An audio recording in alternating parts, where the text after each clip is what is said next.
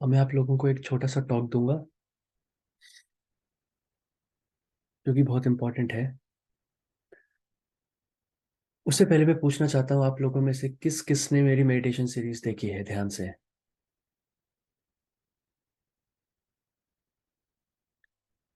उसमें शुरुआत में मैंने बताया था जब हम परम तत्व से अलग होके जब हम परा प्रकृति में आते हैं तो शुरुआत में हमारी वही स्थिति होती है जो मोक्ष के समय पे होती है। मतलब शिव शक्ति हमारी कुंडलिनी माँ भी सहस्त्रार में स्थित होती है। तब तक अज्ञानता नहीं आती।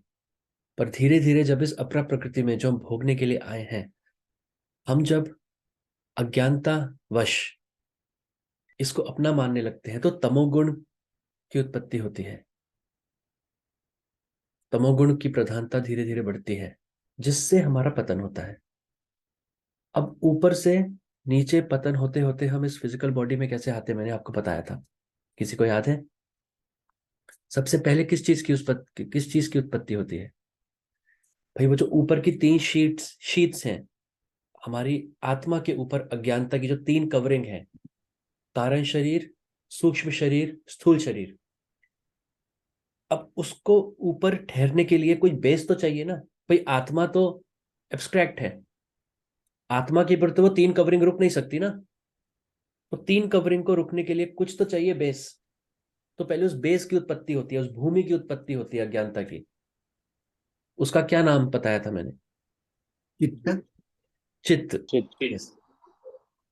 तो पहले वो चित्त बनता है, चित्त की भूमि बनती है। उसके बाद क्या होता है? उस चित्त की भूमि के बाद अहंकार बनता है। अहंकार की उत्पत्ति होती है। फिर उस अहंकार की उत्पत्ति जब होती है तो उसके बाद क्या होता है? तन्मात्राएं बनती हैं। तन्मात्राओं से सूक्ष्म पंचभूत, फिर स्थूल पंचभूत। और वही अहंकार एक दूसरे रास्ते में ही बन जाता है, मन के रूप में। अहंकार से मन, मन से फिर, मन से फिर क्या बताया था मैंने? सूक्ष्म इंद्रियां। इसमें पांच ज्ञान इंद्रियां हैं, पांच कर्म इंद्रियां हैं। फिर उससे स्थूल इंद्रियां हमारी बनती हैं। तो शुरुआत में क्या बना जिसके ऊपर सब कुछ स्थित है? चित्त। अब वो चित्त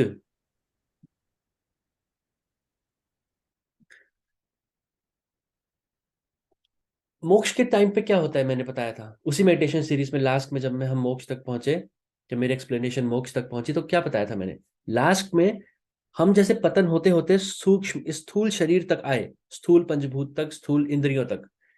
जब हमें मोक्ष तक जाना है तो उसी पतन के रास्ते को उल्टा तय करना है। तो धीरे धीरे धीरे धीरे हम चित्त तक पहुंचते हैं लास्ट में। चित्त तक जब पहुंचते हैं तब चित्त की भूमि जब टूटती है धीरे धीरे, तब हम अपने वास्तविक इन तीन अज्ञानता की कवरिंग्स के अंदर के जो हम हैं, ब्रह्म जो हम हैं, आत्मा जो हम हैं, वो हम देखते हैं।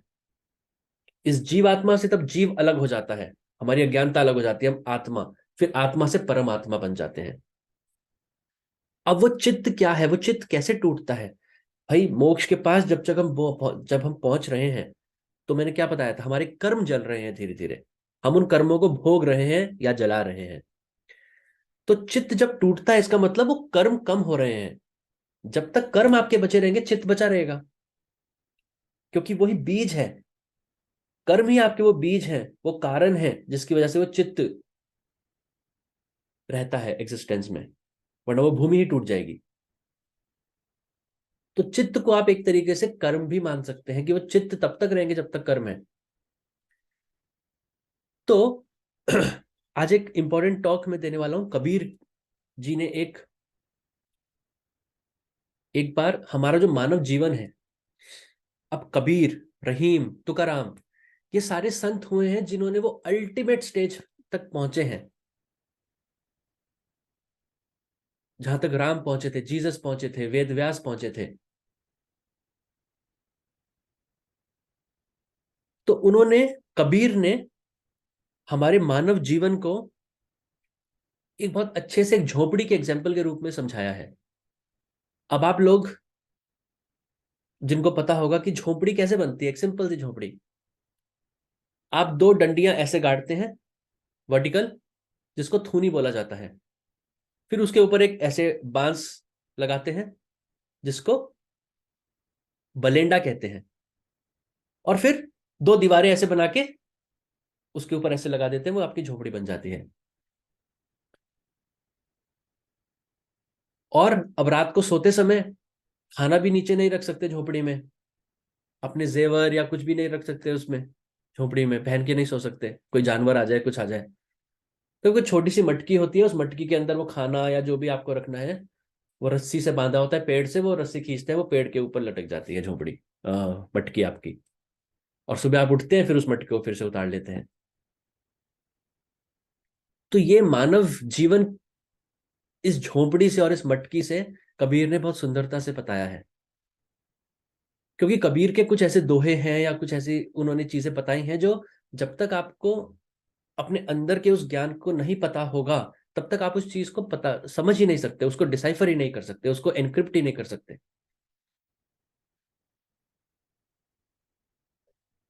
तो भी जो दो बांस हैं जो मैंने बताए, जो दो झोपड़ी बनाने के लिए जो दो वर्टिकल बांस लगते हैं, उसका क्या मतलब है? उसका मतलब है वो चित्त, वो आपके कर्म।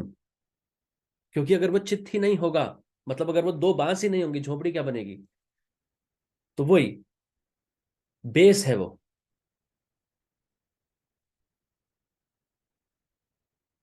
वो चित्त ही है आपका, वो कर्म ही है आपके, जो हर चीज में आपको, हर किसी भी टॉपिक के बारे में आप सोचोगे, आपके दिमाग में दो विचार डालेगा। वो आपके कर्मों के थ्रू आ रहा है, आपके चित्त, आपके कर्म आपके दिमाग में वो विचार डाल रहा है। फॉर एग्जाम्पल, आपको प्लेन से यात्रा करनी है, आपके दिमाग में आएगा सेफली वहां तक पहुंच जाऊंगा या क्रैश हो जाएगा प्लेन। एग्जाम में जाना है, पास हो जाऊंगा या फेल हो जाऊंगा, इमीडिएटली दो चीजें आती हैं। अपने हस्बैंड का दिमाग में ख्याल आता है, वो मुझसे सच में प्यार करते हैं या नहीं करते हैं। बच्चों का, ये वास्तव में मेरे बच्चे हैं, वास्तव में मेरे बच्चे नहीं हैं। बल्कि यहां तक तो छोड़ो, आप भगवान को नहीं छोड़ते कि भगवान वास्तव में एग्जिस्ट करता है नहीं करता है। तो वो सब कहाँ से आ रहा है? वो सब उन्हीं कर्मों से आ रहा है, उस चित्त से आ रहा है। लेकिन इन इन सब चीजों में आप प्रमाण नहीं मांगते। दिमाग में आ सकता है कि हाँ प्लेन मेरा वहां तक पहुंचेगा या क्रैश हो जाएगा, लेकिन आप प्रमाण नहीं मांगते कि भाई मुझे एविडेंस दो, प्रूफ दो कि वहां तक पहुंचाओगे मुझे। लेकिन जब ध्यान की बात आती है, तो ध्यान में भी वही आता है कि कोई उन्नति हो भी रही है, कोई फायदा है इससे, कोई फायदा नहीं है। तो एक बार दिमाग में वो आता है, इस चित्त का वो एक विचार कभी कभी प्रधानता ले लेता है, नहीं, ईश्वर है। वही आप छनछने बजाना शुरू कर देते हैं, पूजा पाठ सुबह से रात तक। कुछ दिन बाद जब कुछ होता ही नहीं, उन्नति दिखती नहीं, तब वो दोबारा दूसरा विचार प्रधानता ले लेता है। अरे कोई भगवान वगवान कुछ नहीं है, छोड़ सब कुछ। फिर आप उस दिन सब छोड़ देते हैं, फिर कुछ दिन बाद दोबारा। तो ये दोनों विचार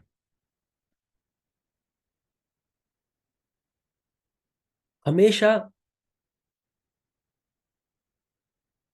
आपको इस द्वंद में बांधे रखते हैं।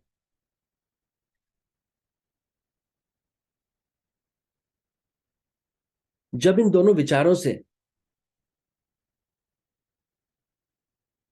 जो चित्त से आ रहे हैं, जो आपके कर्मों से आ रहे हैं, उनसे अगर आपको निजात पानी है, तो आपको शांति को ढूंढना होगा। जब तक वो शांति आपके अंदर नहीं होगी, वो विचार आपके अंदर रहेंगे। अब वो शांति का मतलब ये नहीं है पहाड़ों पे चले जाओ, हाँ, बल्कि वो अंदर के जो वो विचार है, वो और ज्यादा शोर मचाने लगेंगे आपके अंदर। आपने देखा है बहुत बार, आप कभी पहाड़ों पे जाते हैं, आपको लगता है अब तो मैं सब संसार वंसार छोड़ के, अब तो मुझे बस मुझे वैराग्य पाना है, पहाड़ों पे घर बना लेता हूँ।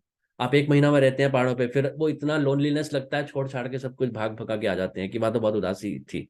क्यों? वो अंदर के जो दो विचार थे, वो और ज्यादा शोर मचाने लगते हैं। अपनी फैमिली के साथ शहर में रहते हुए तो हल्ला गुल्ला होता है, आपका माइंड डाइवर्ट होता रहता है, पर वहां जाके वो सब शोर नहीं होता। तो बाहर से एक्सटर्नल एनवायरनमेंट में तो आपने शांति पा ली, पर वो इंटरनल शांति है जो आपको पानी है, वो अगर नहीं होगी तो और ज्यादा आपके अंदर से शोर मचने लगेगा।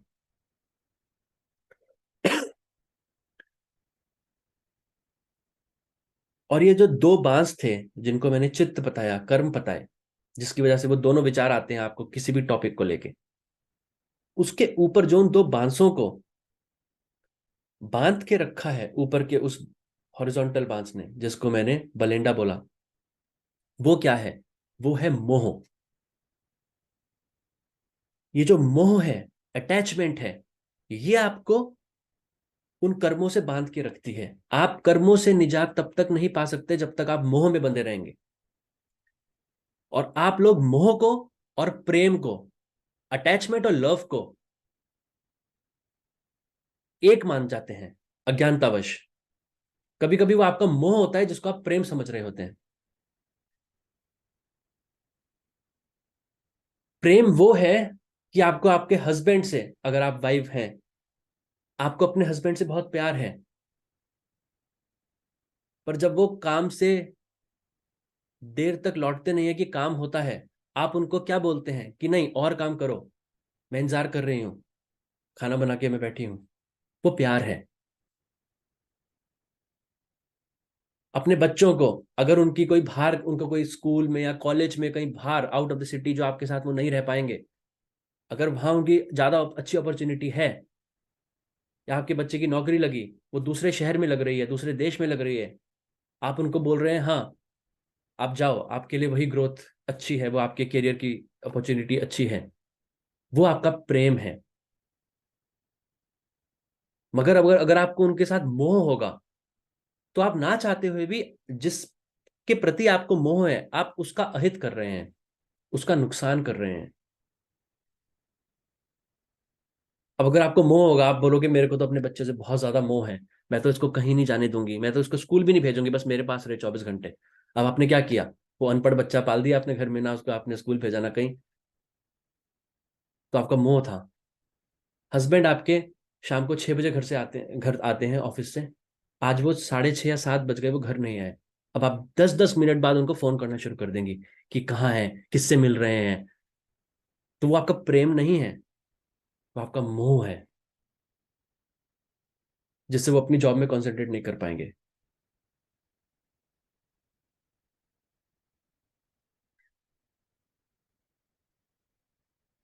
ये तो मैंने आपकी फैमिली रिलेशनशिप में आपको मोह बताया। आप लोगों को पैसे से बहुत ज्यादा मोह हो जाता है, जिसको हम तृष्णा कहते हैं, अटैचमेंट। मतलब इतना पैसे से मोह कि दूसरे के ऊपर तो खर्च करने ही नहीं, अपने ऊपर भी खर्च नहीं करने। वो इकट्ठा क्यों कर रहे हैं पैसा वो नहीं पता, वो बस करते रहना है हर दिन। वो नेट बैंकिंग में लॉग इन करके, अच्छा पिछले महीने से ज्यादा हो गई, इन ज्यादा फिगर बढ़ गया, लेकिन वो क्यों इकट्ठा कर रहे हैं ये नहीं पता। अपने ऊपर तो खर्च कर लो, दूसरे के ऊपर नहीं करना तो। मतलब आपके बनियान में छेद हो जाते हैं, आपके अंडरवेयर में छेद हो जाते हैं, नहीं नहीं 1 महीना तो और चला दूंगा। अरे, तो ये मोह है। इस मोह से ऊपर उठना है। जब तक ये मोह नहीं हटेगा, तब तक वो दो बांस जो है वो बंधे रहेंगे, और आपकी वो झोपड़ी इंटैक्ट रहेगी। तो आपको क्या करना है? मैंने आपको ये कभी भी नहीं बोला, बाकी लोग कभी बोलते होंगे, मैंने जब से मैंने आप लोगों के साथ इस प्लेटफॉर्म पे आया हूं, मैं हमेशा आपको बोलता हूं, आपको केवल आध्यात्मिक जीवन में ही सफलता नहीं पानी है, आपको इस भौतिक जीवन में भी सफलता पानी है, वो आपका हक है। सक्सेस इस स्पिरिचुअल वर्ल्ड में नहीं, मेटेरियलिस्टिक वर्ल्ड में भी आपको पानी है। कोई भौतिक जगत में सक्सेस आपको आध्यात्मिकता से दूर लेके नहीं जाती। मगर, एक मैं हमेशा मगर उसके साथ लगाता हूं कि you have to be in this world but not be of this world. मतलब वो आपके भोग के लिए हैं, उसको अपना नहीं मानना। जहां आपने उसको अपना माना, वहां आपका अटैचमेंट, तृष्णा पैदा हुई, मोह पैदा हुआ, पतन शुरू, सफरिंग शुरू।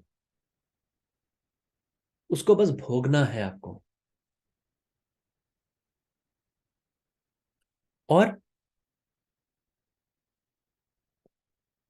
पैसा इकट्ठा करना कोई गलत बात नहीं है, सुख दुख के लिए।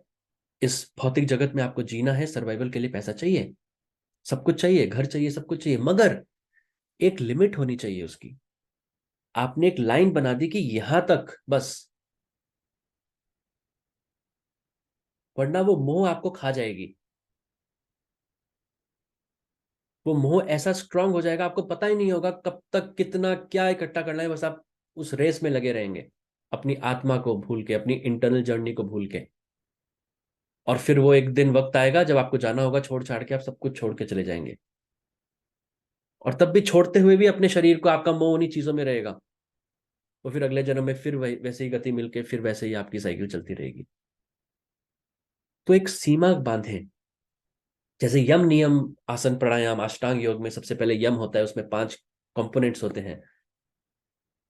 सत्य, अहिंसा, अस्तेय, ब्रह्मचर्य, अपरिग्रह। अपरिग्रह का मतलब नॉन पोजेसिवनेस। पोजेशन रखो मगर एक लिमिट बांध के, उस लिमिट तक संग्रह करो, उसके बाद नहीं। अब आपके बच्चे थे, आपको उनसे प्रेम था, हालांकि वो मोह को आप कभी कभी प्रेम मान लेते हैं, पर मान लिया आपको प्रेम था, मोह नहीं था। अब वो बच्चे जो बड़े हो गए, आपने परवरिश कर दी उनकी, जो बनना था बन गए, अब उनकी शादियां हो गई, अब उनके बच्चे पैदा हो गए, अब तो निकलो। अब वो जो उनके बच्चे थे वो बड़े हो गए, उनके बच्चे हो गए, अब आप क्या कर रहे हो? पर नहीं, आपको तो अपने पड़पोतियों से खेलना है, उनसे खेलना है। वो आप कहते हो हमारा प्रेम है, नहीं वो प्रेम नहीं है, वो मोह है जो आपको बांधे रखे हुए हैं वहां तक।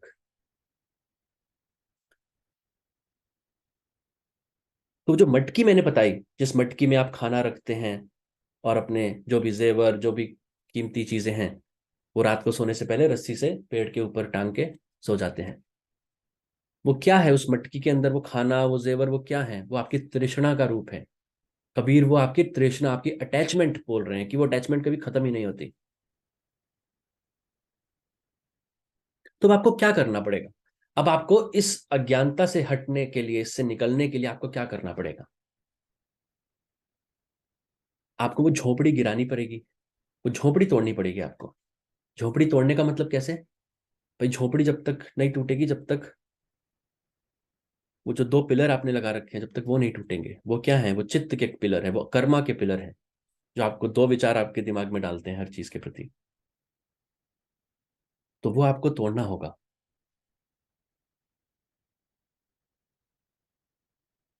अगर आप नहीं तोड़ेंगे तो मृत्यु के टाइम तो वो टूट ही रहा है ना। मतलब आपने झोपड़ी नहीं तोड़ी, आप उसी अज्ञानता, उसी दुर्बुद्धि में, उसी तृष्णा में लगे हुए हैं इकट्ठे करने के लिए। आप वो मटके में कितनी भी चीजें डालें, वो मटका भरेगा कभी नहीं आपका। तो अब आंधी आई एक दिन, आंधी ने आपकी वो पूरी झोपड़ी तोड़ दी, मटका भी टूट गया। अब आप रोएंगे, है मेरी झोपड़ी टूट गई, मटका टूट गया, अब फिर से नई नई झोपड़ी बना देंगे, फिर से नई झोपड़ी बना देंगे। मतलब आपकी मृत्यु हुई, फिर अगले जन्म में वही, फिर मृत्यु हुई, फिर अगले जन्म में वही। काउंटलेस चलता आ रहा है, आगे भी चलता रहेगा। तो अब आपको क्या करना है? आपको आंधी का इंतजार नहीं करना कि आंधी आए मतलब वो मृत्यु आए और आपकी वो झोपड़ी टूटे, आपके शरीर छूटे आपसे। नहीं, आपको जीते जी, आपको आंधी के आने से पहले खुद उस झोपड़ी को तोड़ना है। अब आपने वो झोपड़ी तोड़ी, अब आप उसको दोबारा नहीं बनाएंगे, क्योंकि आपने अपने होशो हवास में वो झोपड़ी तोड़ी है ना, कुछ सोच के। तो वो कैसे टूटेगी झोपड़ी? वो टूटेगी आपके ज्ञान से। जब तक आपको वो ज्ञान नहीं होगा, तब तक आप उस झोपड़ी को तोड़ेंगे नहीं। आप हर चीज को समेट के रखेंगे, मेरा मेरा मेरा मेरा मेरा, जो आपके दुखों का कारण है। इसलिए कबीर ने बोला है, संतो भाई आई ज्ञान की आंधी रे। ज्ञान की आंधी मतलब वो आंधी, रियल वाली आंधी, मृत्यु का इंतजार नहीं करना आपको। ज्ञान की आंधी से उस झोपड़ी को तोड़ना है। क्या कहते हैं वो? संतो भाई आई ज्ञान की आंधी रे, दुचते की धोई थूनी गिरानी। दुचते की दोई थूनी गिरानी मतलब वो जो 2 बांस थी, मैंने कहा था इनको थूनी कहते हैं।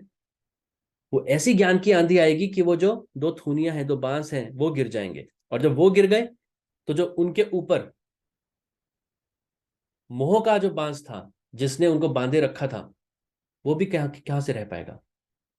तो संतो भाई आई ज्ञान की आंधी रे, दुजते की दोई थूनी गिरानी, मोह बलेंडा टूटा। मतलब मोह जिसको उसको बलेंडा कहते हैं, मोह बलेंडा टूटा, तृष्णा छानी पड़ी धर ऊपर। और वो मटका भी ऊपर से एकदम नीचे आके गिरेगा और टूट जाएगा, मतलब आपकी तृष्णा टूट गई। आपकी जो दुर्बुद्धि थी जो आपने उसके अंदर इकट्ठी करी हुई थी, अपना अज्ञान उसके अंदर इकट्ठा किया हुआ था, वो टूट गया आपका सारा। क्योंकि यही हमारी विडंबना है, हम लोग, हम मनुष्य जो हैं, जब तक हम जीव आत्मा रहते हैं, आत्मा के साथ जब तक जीव लगा रहता है, मतलब ऊपर की वो तीन कवरिंग्स अज्ञानता की चढ़ी रहती हैं, हम सुबुद्धि को इकट्ठा नहीं करते उस मटके में। हम अपनी दुर्बुद्धि, अपना अज्ञान सब उसमें इकट्ठा करते हैं, और हम सोचते हैं यही हमारा ट्रेजर है पूरी जिंदगी का, जो जन्मों जन्म तक हमारे साथ रहेगा। आप उसको इकट्ठा करते रहते हैं, और वो जितना इकट्ठा करते हैं उतनी अशांति आप में फैलती है, उतना मोह के बंधन में आप बनते हैं, उतनी सफरिंग, उतने दुख आपको होते हैं। इसलिए ज्ञान की जो आंधी है, इसको लाना बहुत आवश्यक है। मगर मैंने मेडिटेशन सीरीज में एक चीज, और मेडिटेशन सीरीज में ही नहीं, हमेशा आपको बताता हूँ, कृष्ण ने क्या बोला था? योग के चार रास्ते हैं, ज्ञान योग, कर्म योग, राज योग, भक्ति योग। सबसे इंपॉर्टेंट क्या है? ज्ञान योग। क्योंकि अगर ज्ञान ही नहीं होगा, इसी ज्ञान की आंधी की बात हो रही है, अगर वो ज्ञान ही नहीं होगा, तो आप राजयोग, भक्ति योग, कर्म योग करेंगे क्यों? ये आपको पता तो होना चाहिए, ज्ञान तो होना चाहिए कि क्यों योग करना है, अंदर क्यों जाना है। आप आत्मा हो, अंदर कैसे जाना है, मोक्ष का रास्ता कैसे तय होगा? केवल मंदिरों की घंटी बजाने से, अपने पंडित जी को स्वादिष्ट खाना बना के उनको खिलाने से, उनको, वो पहले ही मोटे ताजे होते हैं, उनको और मोटा करने से, या अपने अंदर जाने से? तो ये कौन बताएगा आपको? ये आपको ज्ञान बताएगा। मगर कृष्ण ये भी कहते हैं, ज्ञान से आपको ये चीज तो पता चल गई, क्या करना है? तो ज्ञान के आगे निकलना है, उस ज्ञान योग के आगे। मतलब ज्ञान योग सबसे इंपॉर्टेंट है, मतलब वो लेकिन वो अपने आप में आपको मोक्ष तक नहीं लेके जाएगा।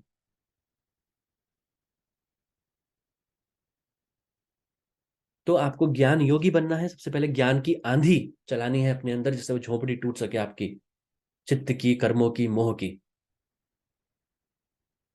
और फिर वहां पे रुकना नहीं है,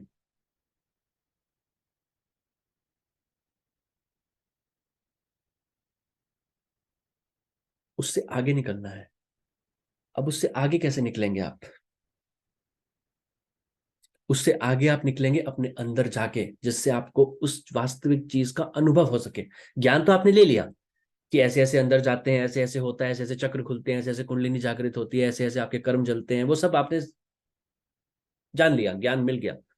मगर अब वहां रुकना नहीं है, उसको अपने अंदर प्रैक्टिकल, अपने अंदर अनुभव करना है। उसके लिए आपको अपने अंदर जाना पड़ेगा, उसके लिए आपको योग करना पड़ेगा, भक्ति करनी पड़ेगी।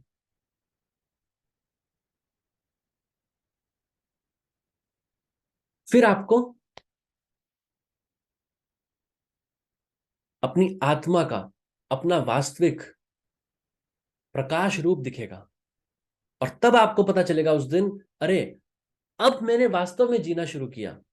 अब तक तो मैं जी ही नहीं रहा था, जन्मों जन्मों से नहीं जी रहा था, अब जीना शुरू किया है मैंने। और जब आप अपने को उस प्रकाश रूप में देख लेंगे, तो आप ऐसे आनंदमय कोश में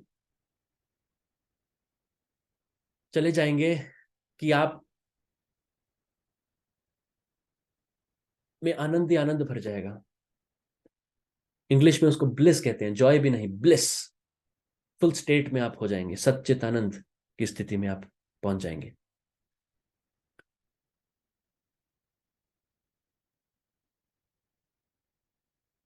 तो कबीर क्या बोलते हैं?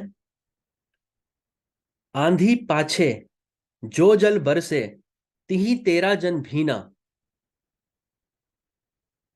कहे कबीर आनंद भयो है, उदय भानु जब जीना। ये सब मैंने आपको मेडिटेशन सीरीज में बता रखा है। अब इसका क्या मतलब है? आंधी पाछे जो जल बरसे, जल की बात कहां से आ गई, बरसने की बात कहां से आ गई?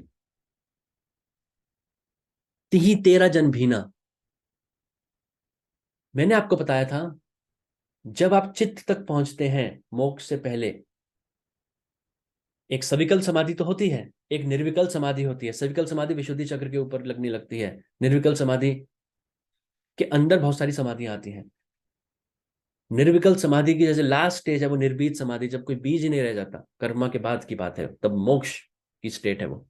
उससे पहले भी कुछ स्टेट्स आती हैं समाधि की। एक स्टेट मैंने बताई थी धर्म में एक समाधि, याद होगा आप लोगों को, किसने जिसने देखा होगा ध्यान से। उस धर्म में एक समाधि में क्या होता है, उस धर्म में एक समाधि में आप अपनी चित्त की भूमि को देख रहे हैं जो आपके कर्मों से इंटैक्ट है। आप देखते हैं कि सूरज इतना तेज प्रज्वलित है आकाश में, अपने अंदर देखता है योगी, और इतनी तेज बारिश हो रही है सूरज के रहते हुए, कोई बादल नहीं है, सूरज के रहते हुए इतनी तेज बारिश हो रही है उस भूमि के ऊपर, और वो भूमि टूट नहीं रही, वो भूमि भीग भी नहीं रही, वो पानी कहाँ जा रहा है पता नहीं, वो आपकी अज्ञानता है। और धीरे धीरे धीरे धीरे जब योगी लगा रहता है उस अनुभव में,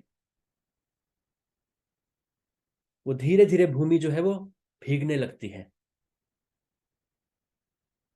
वो जब भीगती है मतलब अब आपका अज्ञान खत्म हो रहा है, लास्ट स्टेजेस का अज्ञान खत्म हो रहा है। उसी जल में भीगने की बात यहां कबीर कर रहा है। आंधी पांछे जो जल बरसे, अब आंधी तो आ गई ज्ञान की, अब उसके बाद क्या, आंधी पाछे जो जल बरसे, तिही तेरा जन भीना। वो जब भीग जाता है योगी उस ज्ञान में, अब वो उस आनंद को पा लेता है। कहे कबीर आनंद भयो है, कहे कबीर आनंद भयो है, उदय भानु जब जीना। जब वो अंदर का उसका सूर्य है, अंदर का उसका प्रकाश का उदय होता है। तो कबीर, तुकाराम, रहीम, ये ऐसी ऐसी चीजें बताते थे, जब तक आप खुद उस लेवल पे अंदर नहीं गए हुए आपको समझ ही नहीं आ सकता। यही सारे हमारे स्क्रिप्चर्स का है। चाहे आप मोहम्मद के बारे में पढ़िए, चाहे आप रूमी का पढ़िए, चाहे आप वेद व्यास के बारे में पढ़िए, चाहे आप जीसस के बाइबल पढ़िए, सब कुछ वो क्रिप्टिक लैंग्वेज में है। उसको आपको डिक्रिप्ट करना है, वो आप तब तक नहीं कर सकते जब तक आप अपने अंदर प्रैक्टिकल आपको वो चीजें नहीं पता। ये दुनिया में जो भी अशांति है वो सब इसीलिए है कि आप अपने स्क्रिप्चर्स को मिस इंटरप्रेट करके उसको मिस इंटरप्रिटेशन को समझते हैं, सुनते हैं अपने इमाम से, अपने पैस्टर से, अपने पंडितों से। एक्सेप्शन हर जगह हैं, जिन्होंने अपने वास्तव में अपने अंदर वो ज्ञान प्राप्त किया हुआ, ऐसे भी लोग हैं अभी भी, पर वो चुन चुने हुए मुट्ठी भर हैं। तो हर कोई उस नेगेटिव मिस इंटरप्रिटेशन को सोच के लगता है बस मेरा ही जो ये मैन मेड रिलीजन है, मेरा ही मुस्लिम धर्म या मेरा ही हिंदू धर्म, यही सबसे ऊपर है, इसके अलावा कुछ नहीं। क्या हो रहा है आजकल भारत में,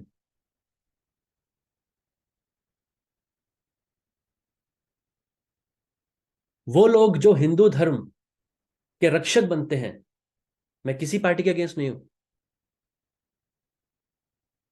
मैं किसी पॉलिटिकल आयल की साइड में नहीं हूं। हर सरकार, हर गवर्नमेंट की कुछ प्लस होते हैं, कुछ माइनस होते हैं। आपको, आपका धर्म है देश को सबसे ऊपर रखना, संसार तो बाद में आएगा, अपने देश को सबसे ऊपर रखना। जब कोई कहता है मैं तो इस पार्टी का सपोर्टर हूं या इस लीडर का सपोर्टर हूं, तो आपने एक ब्लैंकेट अप्रूवल दे दिया उस बंदे को, या एक ब्लैंकेट रिजेक्शन दे दिया अगर आप उनको अपोज करते हैं। अगर आपने ब्लैंकेट सपोर्ट कर दिया मतलब अब वो कोई भी डिसीजन ले, आपका सपोर्ट उनके साथ है। आपने ईगो, एक अहंकार आ गया कि मैं तो इसी का साथ दूंगा, वरना बाकी दोस्त हंसेंगे मेरे। या अगर आपको अपोज करना है तो कोई अच्छा कुछ होगा उसमें भी आप अपोज ही करेंगे। एक देश के उन्नति के लिए बहुत आवश्यक है कि आप ये माने कि लीडर तो आते जाएंगे, आते रहेंगे, जाते रहेंगे, पार्टीज आती रहेंगी, जाती रहेंगी, सरकारें आती रहेंगी, जाती रहेंगी, पर देश हमेशा रहेगा, द नेशन विल रिमेन। इसलिए कोई भी गवर्नमेंट हो, आप उनको सपोर्ट करते हैं, उनको वोट करते हैं, कोई प्रॉब्लम नहीं है। कोई होगी उसकी उनकी पॉलिसी जो आपको पसंद आती होगी, किसी और को कोई और पॉलिसी होगी जो पसंद नहीं आती होगी, आप वोट करते हैं नहीं करते वो एज अ सिटीजन आपका राइट है, मगर हर चीज में सपोर्ट नहीं करना। अगर आप किसी को हर चीज में सपोर्ट करेंगे, वो जो फ्रीडम जिसकी वजह से फोर फादर्स ने, एंसेस्टर्स ने खून बहाया था उस आजादी के लिए, वो धीरे धीरे धीरे धीरे जाने लगती है, और आपको तब समझ आता है जब बहुत देर हो चुकी होती है। तो हर पॉलिसी में, हर डिसीजन में अप्रिशिएट करो या क्रिटिसाइज करो, कोई भी गवर्नमेंट आए। बहुत सारे लोग आप में से बहुत सारे लोग, जब सचिन तेंदुलकर खेलता था, बहुत सारे लोग आप में से बोलते होंगे कि बस सचिन है तब तक ही मैं क्रिकेट देखता हूं, सचिन एक बार रिटायर हो जाएगा फिर मैं क्रिकेट नहीं देखूंगा, बोलते होंगे आप में से बहुत सारे लोग। कितने लोग हैं जिन्होंने छोड़ दिया क्रिकेट देखना? सचिन जैसे आए और आएंगे, पर क्रिकेट हमेशा रहेगा, इंडियन टीम हमेशा रहेगी, ऐसी देश हमेशा रहेगा। तो आपको ब्लाइंड आइड होके ना किसी को अपोज करना है, ना किसी को सपोर्ट करना है। और ये आपको कैसे, आप कैसे सेंटर में रह सकोगे without any bias, true to the nation, true to the constitution of India, जब आप में वो ज्ञान होगा।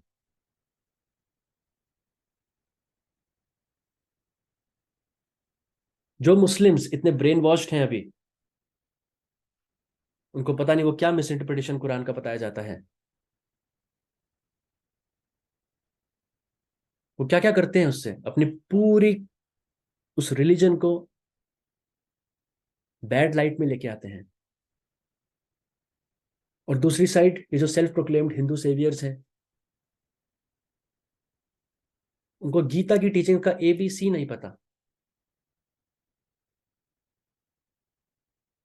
हेफ्टी हेफ्टी, बहुत हैवी हैवी वर्ड्स यूज होते हैं, सनातन धर्म के रक्षक, सनातन धर्म क्या है? बल्कि सनातन धर्म इतना एक हैवी वर्ड है, जिसको उसके बारे में सही से पता नहीं, वो उनको बोलना भी नहीं चाहिए वो चीज मुंह से। It's a way of life, it's the rightest way of living. अगर एक क्रिश्चियन है who follows the 10 commandments sincerely of the Bible, वो एक सनातन धर्मी है। एक मुस्लिम सही से बिल्कुल पाक जीवन जीता है, वो एक सनातन धर्मी है। और एक हिंदू जो कुकर्म करते हैं अपने रोजमर्रा के जीवन में, उसको कोई कहने का हक नहीं है कि वो सनातन धर्मी है। तो सनातन धर्म कोई, आप इस जाति में पैदा हो गए, इस धर्म में पैदा हो गए, उससे आपने डिफाइन कर दिया सब कुछ, नहीं। बल्कि गीता में तो ये भी लिखा है ना, असली में ब्राह्मण कौन है, असली में शूद्र कौन है।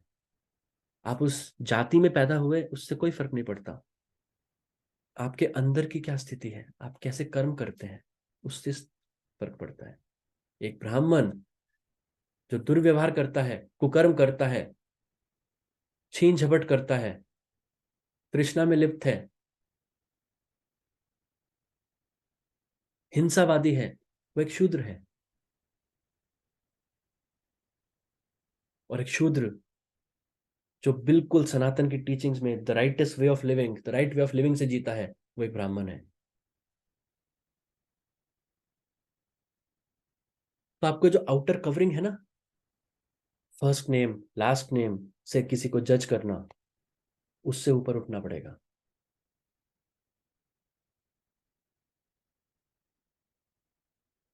और वो कैसे उठेंगे आप ऊपर? जब आपको ज्ञान की आंधी चलेगी आपके अंदर। वो ज्ञान की जब आंधी चलेगी,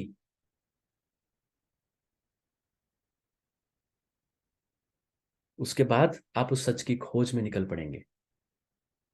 और जिस दिन आपको वो सच मिल गया, आप सच्चित आनंद की स्थिति में अपने आप को पाएंगे। फिर आपको हर इंसान वही, उसी चेतन तत्व का बना दिखेगा जो वास्तविक सच है। अभी आपको हर कोई अलग अलग दिखता है, क्योंकि आप वो बाहर के जो अलग अलग रंग की बाल्टियां हैं वो देख रहे हैं। अंदर का जो पानी है, जो सब में बराबर एक जैसा, एक सोर्स से आया हुआ पानी है, सेम कॉन्शियसनेस, सेम चेतन तत्व, वो आपको नहीं दिख रहा है। मगर जब आप उस लेवल तक पहुंच जाएंगे, आपको वो सब अंदर का पानी दिखेगा जो सब में एक है।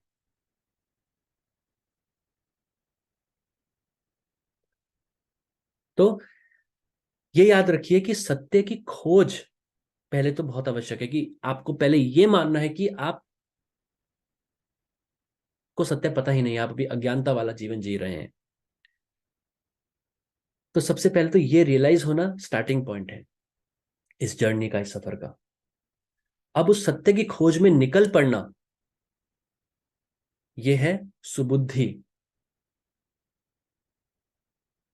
अब उस खोज में निकल के उस सच को, उस सत्य को जानना और समझना, यह है ज्ञान।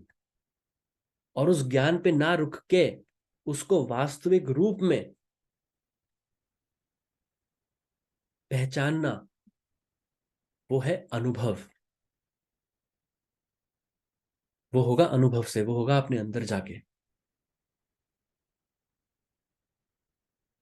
और जिस दिन वो हो गया, आप आनंद से भर जाएंगे। आपको एक पूरी सृष्टि अपने अंदर दिखेगी। हर दूसरे इंसान का दुख अपना दिखेगा, हर किसी का सुख अपना दिखेगा।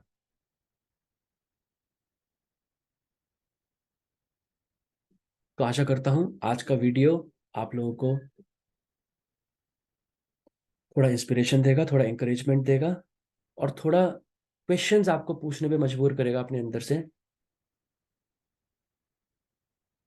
कि what more can you do, आप और क्या कर सकते हैं अपने रोजमर्रा की जिंदगी को और बेटर बनाने में और राइटियस बनाने में। तो आशा करता हूँ आज का वीडियो आप लोगों को पसंद आया होगा। Thank you so much. अगले वीक छोड़ के हम फिर उससे अगले वीक हम फिर से सेशन करेंगे। उस बीच में मैं कुछ वीडियोस डालूंगा। हमेशा बोल देता हूँ पर फिर भी आई विल ट्राई, अगर मुझे टाइम मिला मैं कुछ वीडियोस डालूंगा। और थैंक यू सो मच। अगर किसी को कोई क्वेश्चन है बहुत इंपॉर्टेंट, नॉर्मल क्वेश्चन नहीं क्योंकि सेशन बहुत लंबा हो गया है, अगर किसी को कोई वास्तव में कोई बहुत इंपॉर्टेंट क्वेश्चन है जो उनको परेशान कर रहा है, आप मुझसे अभी पूछ सकते हैं, वरना हम सेशन को समाप्त करेंगे। अगर किसी को कोई क्वेश्चन पूछना है। उत्तम जी, आपका क्वेश्चन क्यों हमेशा, आपके क्वेश्चंस खत्म नहीं होते हमेशा। जी पूछो। अपना कैमरा ऑन कर सकते हो। Good morning. Yes sir.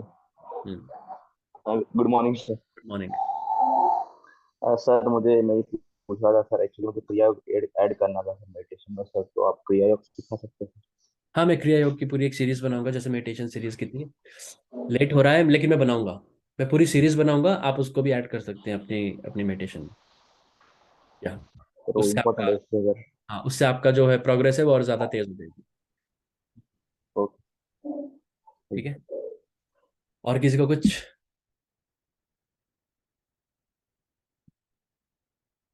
ठीक है। So thank you so much for joining. अगले से अगले हफ्ते वी विल अगेन ज्वाइन। और उस बीच टेलीग्राम ग्रुप पे कोई अपडेट होता है तो I will give you. Thank you so much.